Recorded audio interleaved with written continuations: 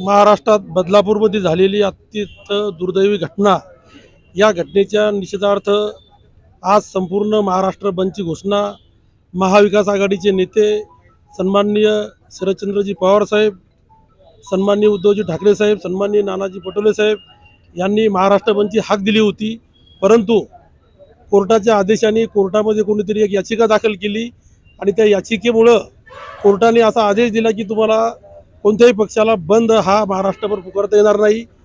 कोर्टाचा एक सन्मान म्हणून, कोर्टाचा एक आदर म्हणून आज संपूर्ण महाराष्ट्रामध्ये प्रत्येक जिल्ह्यात, प्रत्येक तालुक्यात, तहसील कार्यालयासमोर महाविकास आघाडीचे पदाधिकारी मोठ्या संख्येनं काळा फिती बांधून या ठिकाणी निषेध या सरकारचा करत आहे।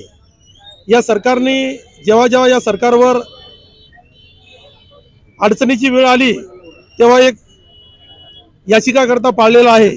त्या याचिकाकर्त्याला कोर्टात पाठवतात, त्यांच्या बाजूने तो सोयीचा आदेश करून घेतात। परंतु या महाविकास आघाडीचा आवाज कितीही त्यांनी दाबण्याचा प्रयत्न केला तरी महाविकास आघाडीचा आवाज हे निष्कामी सरकार, हे असंवेदनशील सरकार, हे कार्यक्षम गृहमंत्री हे कदापि आमचा आवाज दाबू शकणार नाही।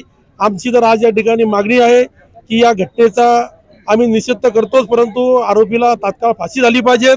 या गृहमंत्र्यांनी आणि मुख्यमंत्र्यांनी तात्काळ राजीनामा दिला पाहिजेत आणि या महाराष्ट्रामध्ये राष्ट्रपती राजवट लागू झाली पाहिजे। बुलढाण्यासारख्या ठिकाणी सुद्धा ही घटना काल परवा घडली, कोल्हापूरमध्ये घडली।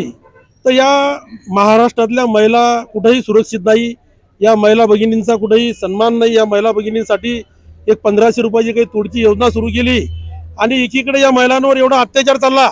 या महिलांना हे 1500 रुपये नको, आमच्या महिला लाडक्या बहिणींना, आमच्या बहिणींना हा महाराष्ट्रामध्ये एक आधार पाहिजेत, एक वातावरण, एक बिनधास्त फिरण्याचं वातावरण पाहिजे। या ठिकाणी एक दहशतीचं वातावरण झालेलं आहे, तरी आम्ही या सरकारचा निषेध करतो। महाविकास आघाडी म्हणून या सरकारला खाली खेचण्यासाठी आम्ही येणाऱ्या काळात यापेक्षाही तीव्र आंदोलन करू।